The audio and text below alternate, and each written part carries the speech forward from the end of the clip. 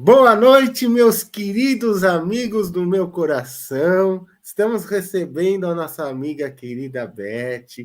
Ela veio passar o estudo do céu e do inferno, parte um, capítulo um, itens 4 e 6.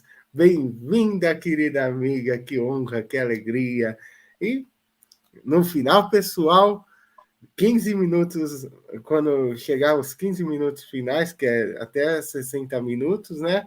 A Beth, se tiver pergunta, podem deixar aqui no chat. Se não der tempo, vocês deixam aqui no chat a pergunta e deixam um e-mail para a gente, que a Beth responde por e-mail. Combinado, amigos? Combinado? Então é com você, querida amiga do coração. Gratidão, muita luz. Obrigado. Boa noite, amigos queridos. A alegria é toda minha. Agradeço imensamente essa oportunidade, porque também aprendo muito.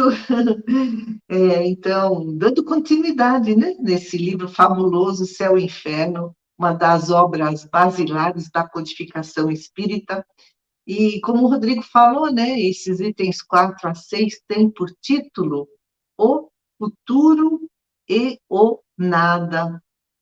E aqui, nesses itens, o Allan Kardec vai falar do niilismo e do panteísmo, né? O que são, né, isso? Então, niilismo. Nihil é nada. Então, o niilismo é a crença de que, após a morte do corpo físico, não existe mais nada. Então, é uma incredulidade na vida futura, inclusive na vida espiritual. E o que acontece com as pessoas que não acreditam, né, que haja vida depois do desencarne, né? O Allan Kardec que faz esse comentário. Acabam aproveitando ao máximo essa vida aqui de encarnados. De que forma? Né, já que depois que eu morro não existe mais nada, eu vou, né, me divertir, vou viver bem no sentido material. Então, partem para o esbanjamento, não trabalham pelo desenvolvimento, né, do seu espírito, pelo seu desenvolvimento intelecto-moral, estudando, procurando desenvolver as virtudes. Então, vão acabar assim querendo aproveitar a vida ao máximo, mas no sentido prejudicial. E o Allan Kardec comenta, olha, as pessoas são livres para crer ou não crer no que quiserem, né? Mas, olha só, ele diz, as pessoas que incutem a negação na vida futura, né?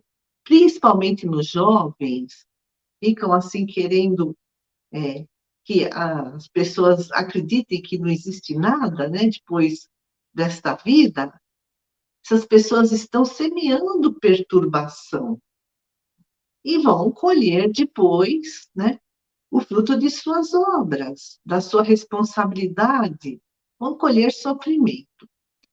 Mas, diz o Espiritismo, né, apesar de que há pessoas que acham que depois da morte não existe nada, né, são nihilistas. No entanto, o Espiritismo é um dique, o dique, né, que contém a água do mar, o dique contém a incredulidade, essa incredulidade de que espírito, né, não exista. E aí, olha que interessante, o Allan Kardec comenta que esse dique é formado pela razão, né, mostrando que essa incredulidade é perigosa, porque arrasta a pessoa ao materialismo. Ó, já que não existe mais nada, então não importa, né, se eu sou honesto ou ladrão, eu quero é viver, né, bem, nesse sentido aí de esbanjamento. Então, a razão... Olha, as pessoas que são testemunhas de Jeová, minha avó era testemunha de Jeová quando era criança, E aí eu li alguns livros, né? Eles acreditam no espírito, mas eles acham que existe o juízo final, que é o Armagedon, e que 144 mil pessoas aqui na Terra vão merecer serem ressuscitadas após 1.000 anos de ficarem dormindo, e os outros simplesmente desaparecerão. Então você tem razão, né? Porque, segundo a crença deles, alguns, depois da morte, vão desaparecer, aqueles que não merecerem, né, viver a vida eterna, viver no paraíso. Bem lembrado.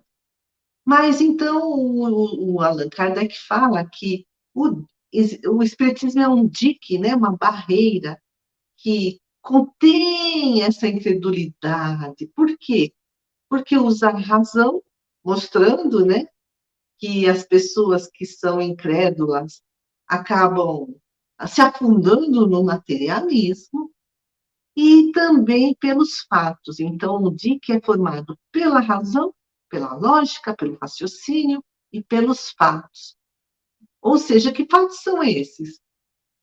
São as mensagens que os espíritos sempre trouxeram ao longo da história da humanidade, e houve um boom, né? Um boom, assim, uma intensificação de fenômenos mediúnicos do século XIX, tudo muito planejado pela espiritualidade superior, justamente para que se implantasse a terceira revelação, né, a doutrina dos espíritos. Então, esses fatos, né, que comprovam que o espírito continua vivo depois que morre, né?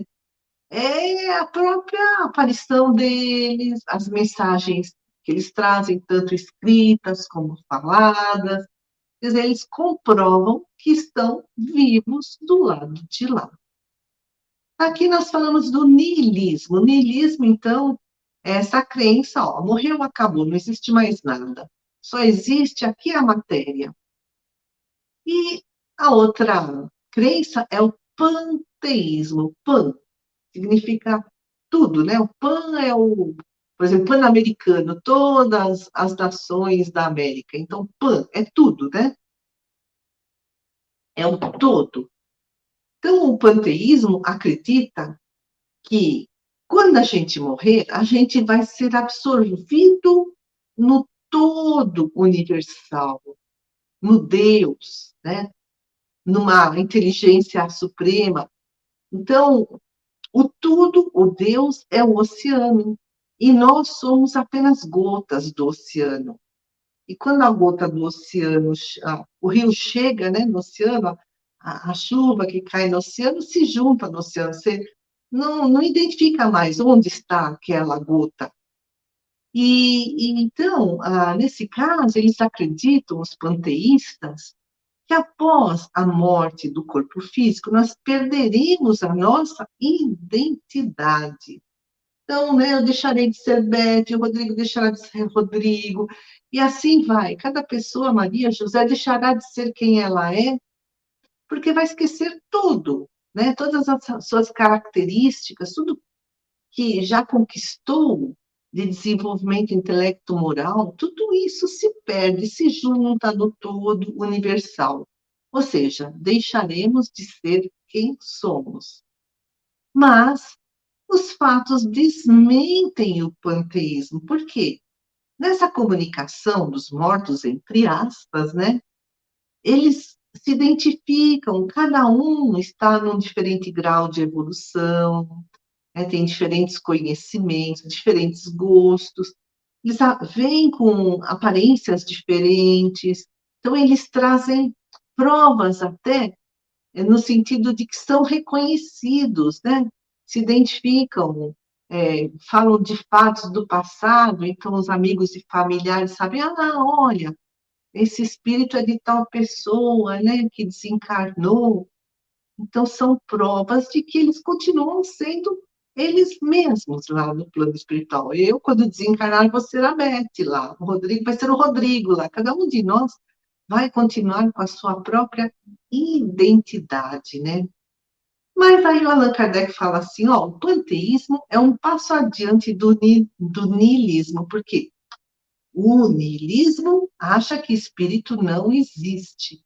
E o panteísmo, o espírito existe enquanto encarnado, mas quando morre, né, desaparece, né, se junta no todo.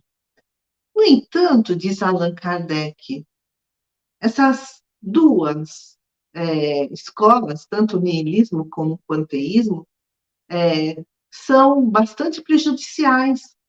As consequências deles são as mesmas. Escreve Allan Kardec no livro Céu e Inferno, né? Que o homem seja mergulhado no nada, como diz o niilismo, ou num reservatório comum, como diz o panteísmo, é a mesma coisa. Por quê? Olha, nesses casos, as relações sociais ficariam interrompidas, né? Os afetos se dissolveriam, né? O futuro deixaria de existir para cada um de nós. E aí, qual a consequência disso tudo? Que a vida presente seria a única coisa interessante. Já que eu vou morrer e vou desaparecer, ou já que eu vou morrer e vou me juntar no todo universal e vou deixar de ser quem eu sou, então o que importa é a vida presente. Pensam, né? Essas pessoas que seguem essas crenças. E aí, do ponto de vista moral, as duas doutrinas, tanto o niilismo como o panteísmo, são perniciosas, ou seja, prejudiciais. São igualmente desesperadoras, né? Imagina a gente saber assim, ou acreditar, né? Ah, um dia eu vou morrer. Ou então, nunca mais eu vou encontrar tal ente querido. Ele desencarnou e, ó, sumiu. É para sempre desaparecido. Ou então, as pessoas que estão, assim, com seus dias contados, numa doença terminal, que desesperador saber que, né, acreditar que vai desaparecer. E também o Allan Kardec diz que tem outra consequência negativa das pessoas que acreditam, né, numa coisa ou noutra, né, no niilismo ou no panteísmo, né? Porque essas crenças excitam e estimulam o orgulho, diz Kardec, porque as pessoas vão querer viver no aqui e agora a qualquer custo, né? Aproveitar a vida ao máximo, muitas vezes se afundando nos vícios, na criminalidade, deixando de desenvolver os valores morais. O espírito Joana de Ângeles, no livro Momentos de Meditação, psicografado pelo Divaldo Pereira Franco, escreve que, sabe, a nossa vida, hoje em dia, ela fala na vida moderna, é rica de divertimentos. Aí ela até cita a internet, porque, nossa, você entra na internet, tem tudo lá, né? Tem jogos, tem, né, games, tem filmes, tem aulas, tem de tudo lá. Você fala com seus amigos, você, ou como nós aqui, né, estamos gravando um vídeo. Então, a internet é rica de divertimentos, tanto para o bem como para o mal. Mas, diz Joana de Ângeles, a vida moderna é pobre de espiritualidade. A maioria das pessoas não pensam na vida após a morte, querem gozar o aqui e agora, né? Depois eu penso, não procuram enriquecer o seu próprio espírito, procuram só enriquecer de bens materiais, de fama, de fortuna, de poder, né, de prestígio. E aí ela diz assim, essa pobreza de espiritualidade nos arrasta ao que é externo. A gente não se volta para dentro da gente mesmo para fazer a nossa renovação interior, fazer autoanálise, e perceber onde precisa mudar. Então, nos arrasta para os sentidos, né? Para o que a gente vê, para o que a gente sente, cheira, ouve, e não, né, para as reflexões interiores, né, para as reflexões, né, da mente. E ela fala, por isso que o mundo está cheio de alucinados, de deprimidos, de ansiosos, de insatisfeitos. E essa situação atual denuncia a falência dos valores ético-morais da humanidade. E mais, diz Joana, há uma terrível indiferença pelo amanhã. Então, as pessoas vivem no imediatismo, no consumismo exagerado, na ganância, mas isso acaba gerando desespero. Então, vamos lá, voltar para Allan Kardec. Aí a Joana de Ângeles, né, reforçando o que Allan Kardec disse, que as pessoas que não pensam no amanhã, na sua vida após a morte, né, vivem assim nesse imediatismo, nesse consumismo exagerado, nessa ganância. E voltando para Kardec, ele diz assim: o niilismo e o panteísmo não se sustêm após um raciocínio lógico, ou seja, né, não ficam de pé, né, não caem por terra. Porque ele fala assim, se a gente pensar, né, o nosso raciocínio esclarecido, como explicar que cada pessoa é diferente uma da outra? Tem gente que, né, tem um talento, outro tem outro, cada um está num diferente grau de evolução moral, intelectual, ou seja, nós não somos como gotas do oceano, que são todas iguais. E também a gente não foi criado agora, quando nasceu, né, nessa vida, porque senão seríamos todos iguais, porque onde estaria a justiça divina, né? Então, pela lógica, panteísmo e niilismo caem por terra. E seguindo, né, com Allan Kardec, essa descrença na imortalidade da alma, né, assim, alimenta uma amarga desesperança, um sofrimento muito grande. Porque tudo que a gente busca de material não preenche, né, a nossa alma. E olha só, 100 anos depois que Allan Kardec escreveu isso, né, que a descrença na imortalidade da alma acaba gerando uma amarga esperança e um sofrimento muito grande. 100 anos depois, a Simone de Beauvoir, que foi discípula e companheira do filósofo existencialista Jean-Paul Sartre, muito famosa, feminista, né, lutadora pelos direitos de igualdade entre homens e mulheres, também escritora, mas ela achava que, ó, morreu, acabou tudo, não existe nada além da morte. Ela acreditava nisso, ela escrevia sobre isso. E olha o que ela escreveu para mostrar o quanto as pessoas que não acreditam na continuidade da vida após a morte carregam essa amarga esperança citada por Allan Kardec. Vamos ver o que escreveu Simone de Beauvoir num dos seus livros. Escreveu vários. Detesto pensar no meu aniquilamento. Penso com melancolia nos livros lidos, nos lugares visitados, no saber acumulado e que não mais existirá. Ela acreditava, morreu, acabou tudo, espírito não existe.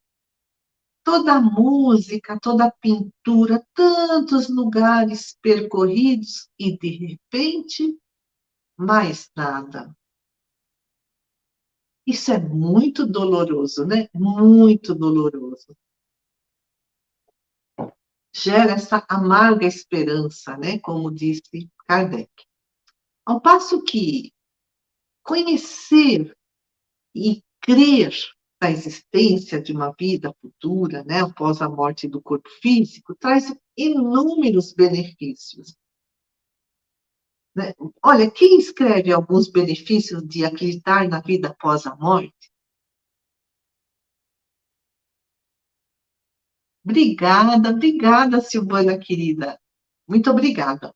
Então, olha, sobre os benefícios de crer na vida após a morte do corpo físico, quem escreve é o espírito Abdias Antônio de Oliveira. Ele foi presidente da Federação Espírita do Rio Grande do Norte no início do século XX. Está lá no livro Terapêutica de Emergência, psicografado pelo Divaldo Pereira Franco. E no capítulo 1, né, o Abdias escreve sobre a vida futura. O título é A Vida Futura, né?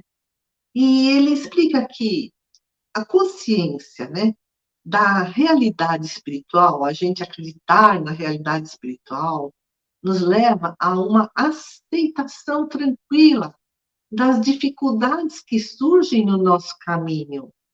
As perdas, as doenças, os fracassos, as decepções. Ter consciência de que existe o espírito imortal produz um clima moral que leva à serenidade e dá forças para vencer qualquer circunstância mais difícil. E o que Abdias quis dizer com clima moral? É uma analogia que ele fez com o clima físico, né? Ele assim, comparou o clima físico com o clima psicológico. Né? Nós estamos inseridos num clima. Então, por exemplo, o clima físico pode ser um ambiente frio, quente, úmido, seco, tempestade, ventania, uma brisa suave. Né? O clima moral que nos envolve é a psicosfera. É o ambiente energético ao nosso redor, formado, né, pelo conjunto de pensamentos de encarnados e de desencarnados, que são energia.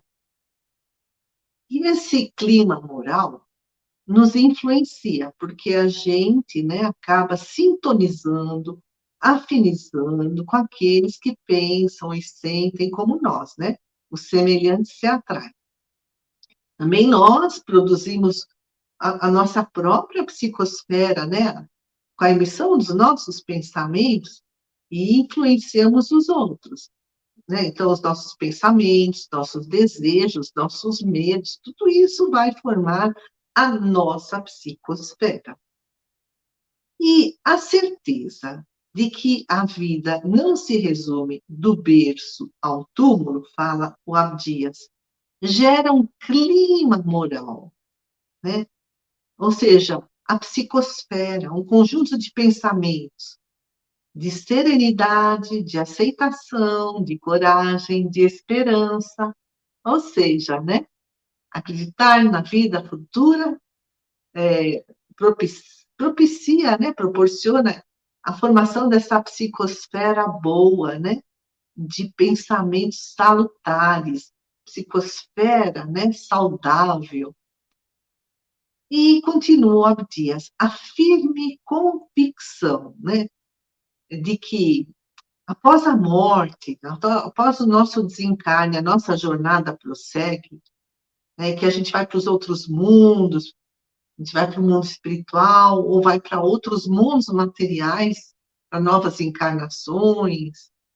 Isso, essa convicção molda o nosso caráter com vigor, fala Abdias.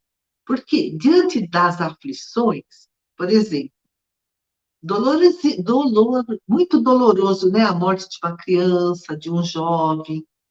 Mas mesmo assim, conhecendo as leis de Deus, sabendo que só morreu o corpo daquela criança, daquele jovem, o espírito está em algum lugar, né? Segue a sua caminhada, nós entendemos que Deus é justo, que nada acontece por acaso, tudo concorre para o crescimento espiritual, tudo está sujeito à lei de ação e reação, né? Colhemos aquilo que plantamos no passado.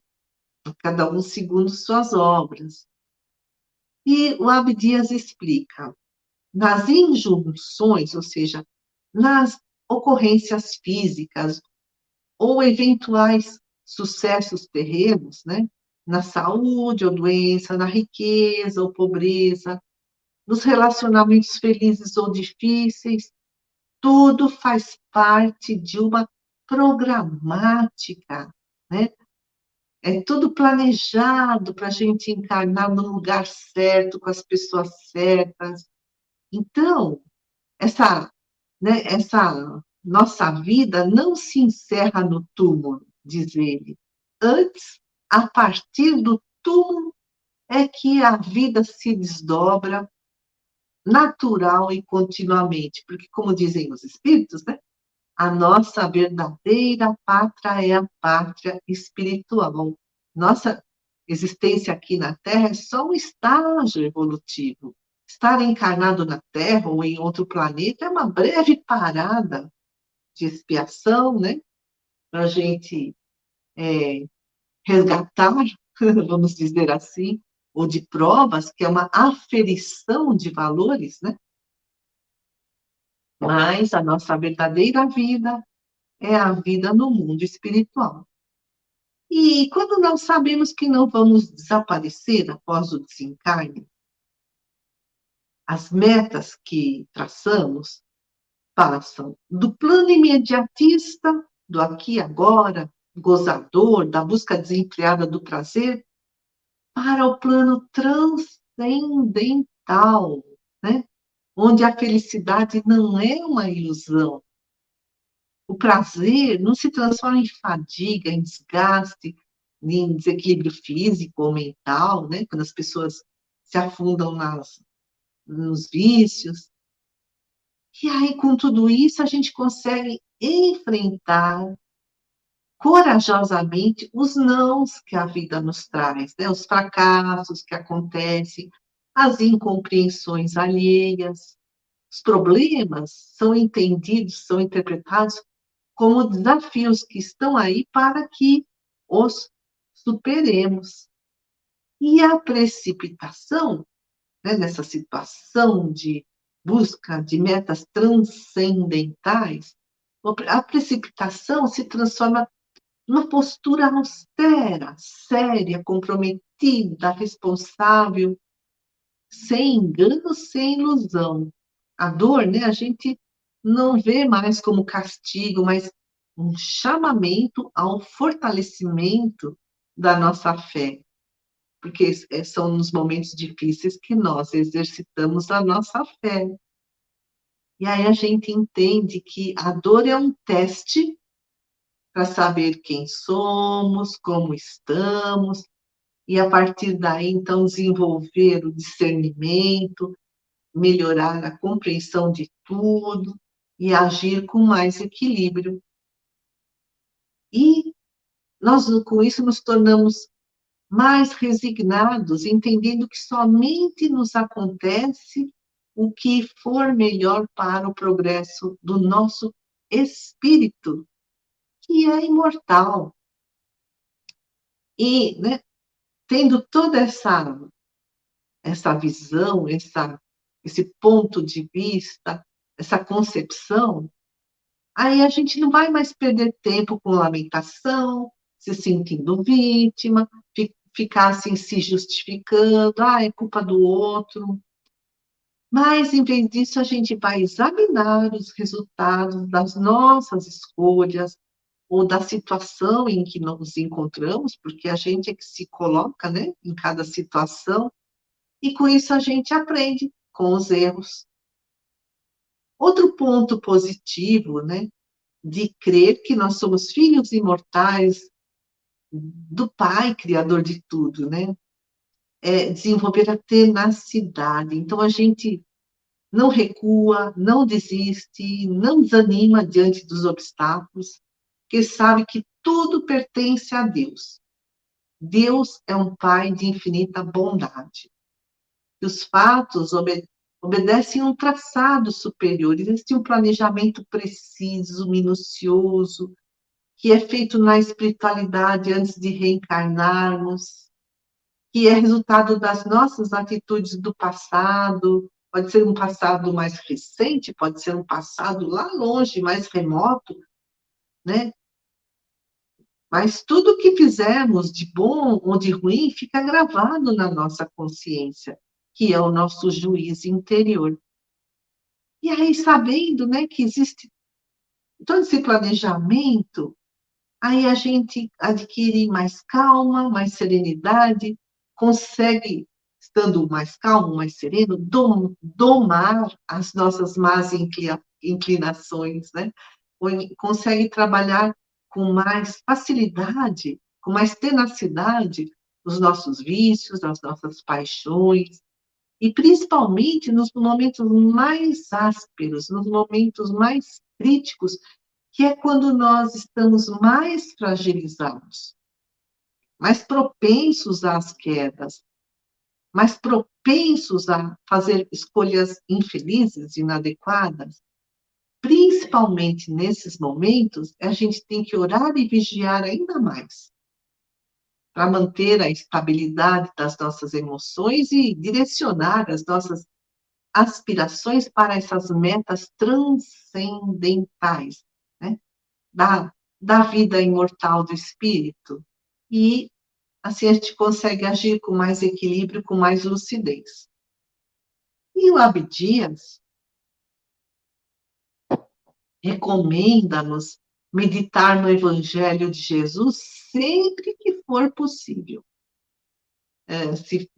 Seria importante fazer evangelho no lar, uma vez por semana, porque aí, fazendo evangelho no lar uma vez por semana, ele se transforma num hábito que traz para a gente forças e vitalidade para vencer, né, essas dificuldades da vida.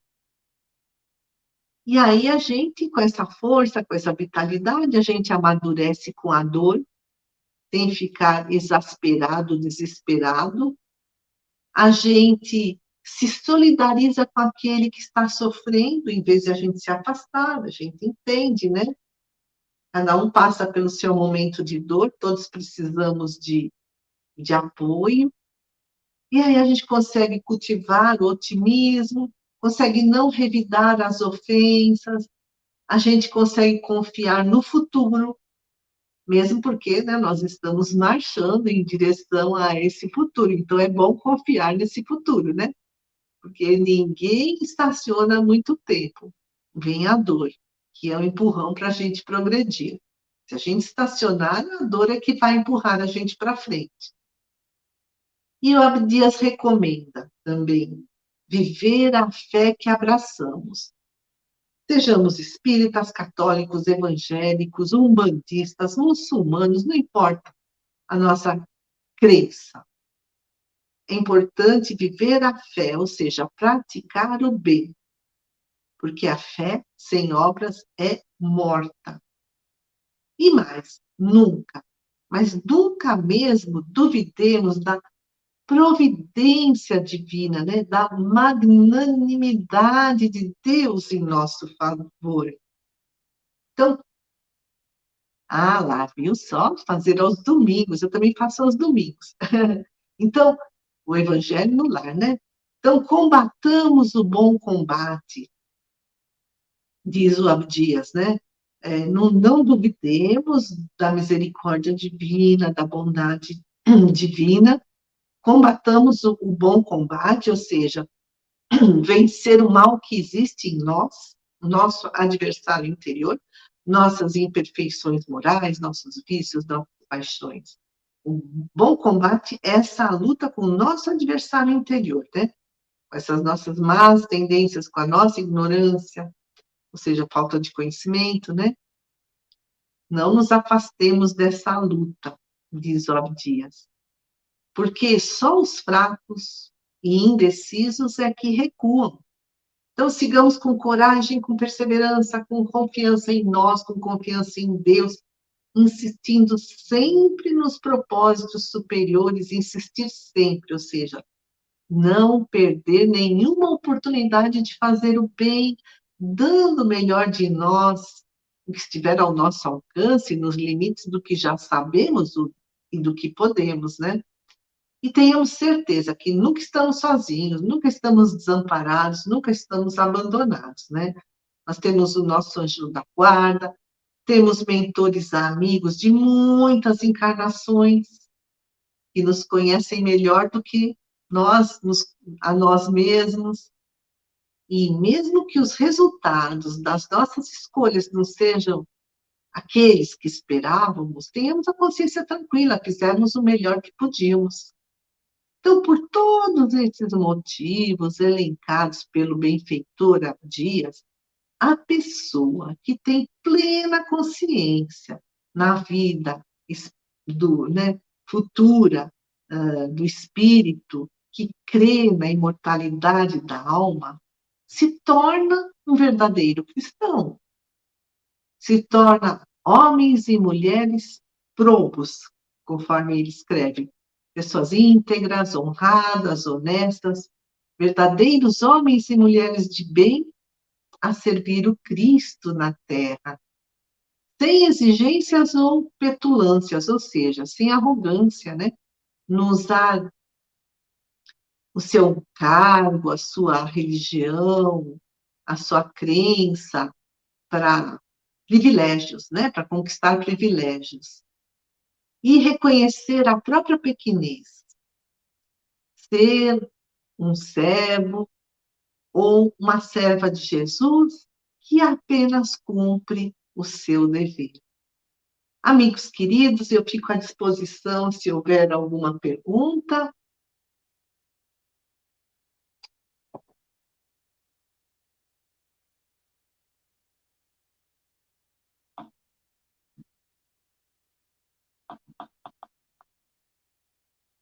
Creio que não haverá mais perguntas, então podemos encerrar, né? Passamos uma vibração para o nosso planeta, para todos nós que aqui estamos, para os nossos familiares, para os benfeitores da espiritualidade, por aqueles que passam por situações difíceis, e vibremos por nós mesmos. E agradecendo muitíssimo a Deus por ter nos enviado, através de Jesus, o Consolador prometido, por termos tido a bênção da encarnação aqui do Allan Kardec, do professor Rivail, que compilou, codificou toda essa obra magnífica trazida pela espiritualidade amiga. Agradecemos a oportunidade de termos acesso a esses livros da codificação. Agradecemos pelo estudo do livro O Céu e o Inferno. Agradecemos a oportunidade dessa tarefa. Agradecemos o amparo dos nossos mentores. Que assim seja. Panteísmo é materialista? Olha, sim, porque, na verdade, assim, as pessoas que seguem o panteísmo acham, assim, que existe o espírito só enquanto berço e túmulo. Mas, depois, esse espírito, ele perde a sua individualidade. Ele se junta ao todo universal. Então, o Allan Kardec falou assim, o nihilista é um materialista. O panteísta está um passo à frente. Ele até acredita na existência do espírito, mas a imortalidade da alma acaba sendo homogeneizada, né, no todo. Então, é como se não existisse o espírito. Então, como ele fala, o panteísmo está um passo além do niilismo. O niilismo é absolutamente materialista. O panteísmo, vamos dizer assim, nem seria materialista, acredita, né? Que somos gotas do oceano. Nosso espírito é como se fosse uma gota do oceano e se junta a Deus.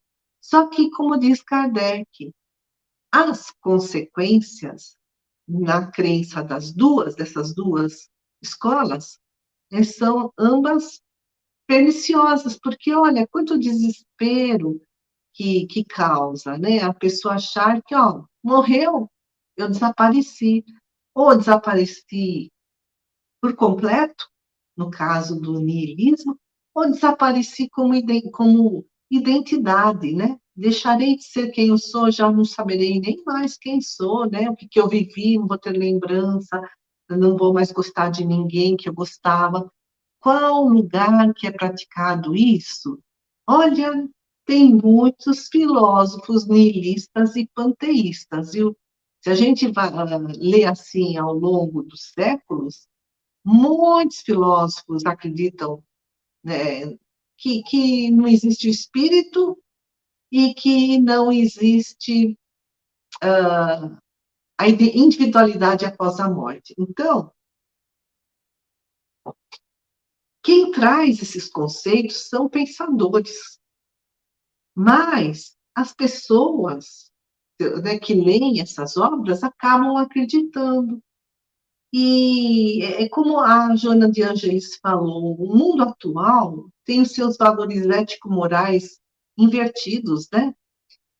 Então as pessoas vivem só para a matéria, esquecem o espírito. Então, na prática, elas são materialistas, podem até acreditar na existência do espírito, mas não vivem como se acreditassem. Elas vivem achando, eu tenho que aproveitar ao máximo a minha vida aqui, depois eu penso para onde eu vou. Então, tem várias gradações, né? Na França é assim, olha, tem pessoas que nem o próprio Nietzsche, Sartre, o Sartre foi um grande filósofo da França. Simone de Beauvoir, uma grande filósofa da França, do século XX. Eles eram nihilistas, materialistas, né? Não acreditavam na existência do espírito. Então, ainda tem pessoas que acreditam assim, sabe? Ainda tem, inclusive, gente assim, bastante intelectualizada, e não acredita, né, que exista Deus, não acredita que já tivemos muitas encarnações.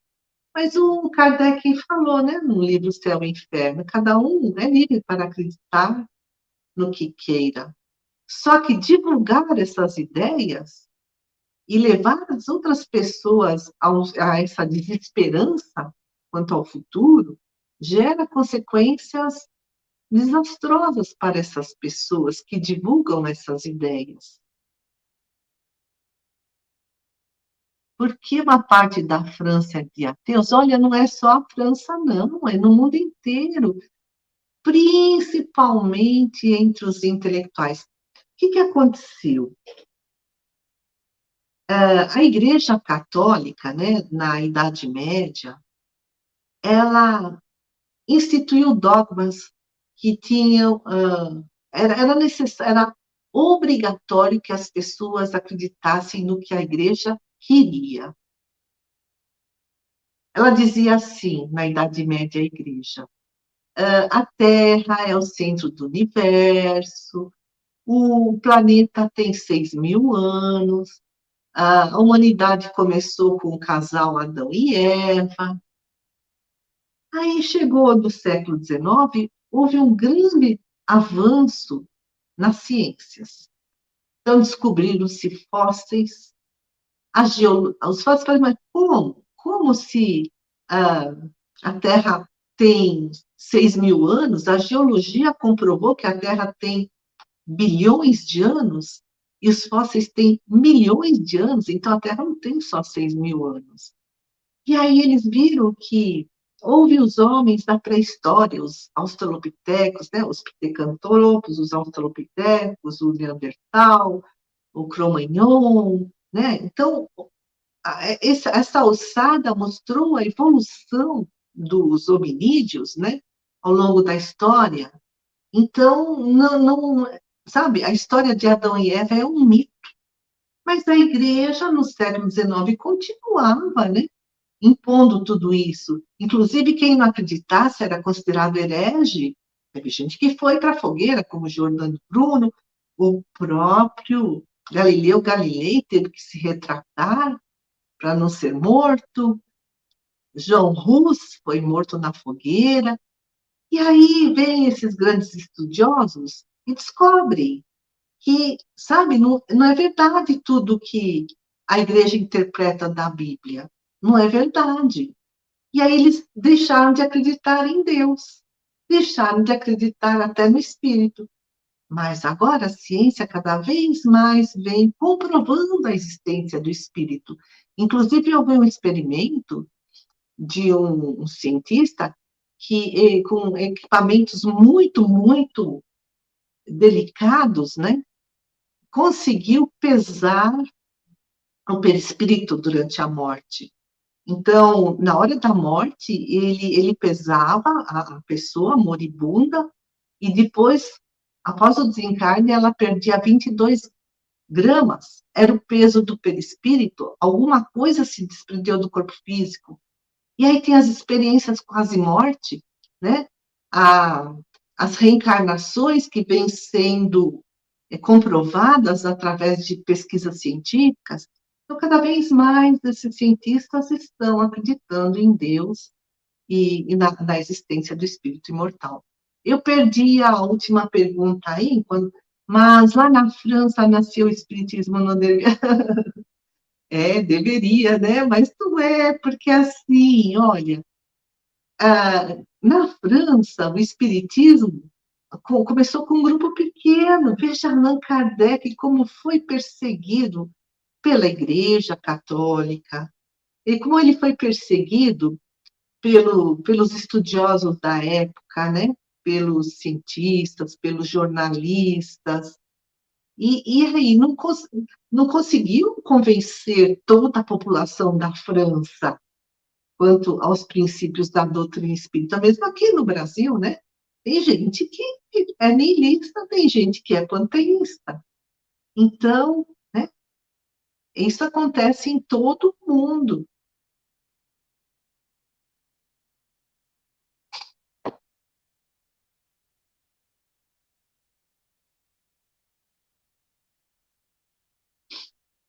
Creio que não haja mais perguntas. Eu que agradeço. Agradeço, espero ter, né, dirimido algumas dúvidas, né? É o pouco que sei. Então, amigos queridos, agradeço muito pelas perguntas, né? Nos faz pensar. Agradeço muito essa oportunidade. Uma boa noite a todos.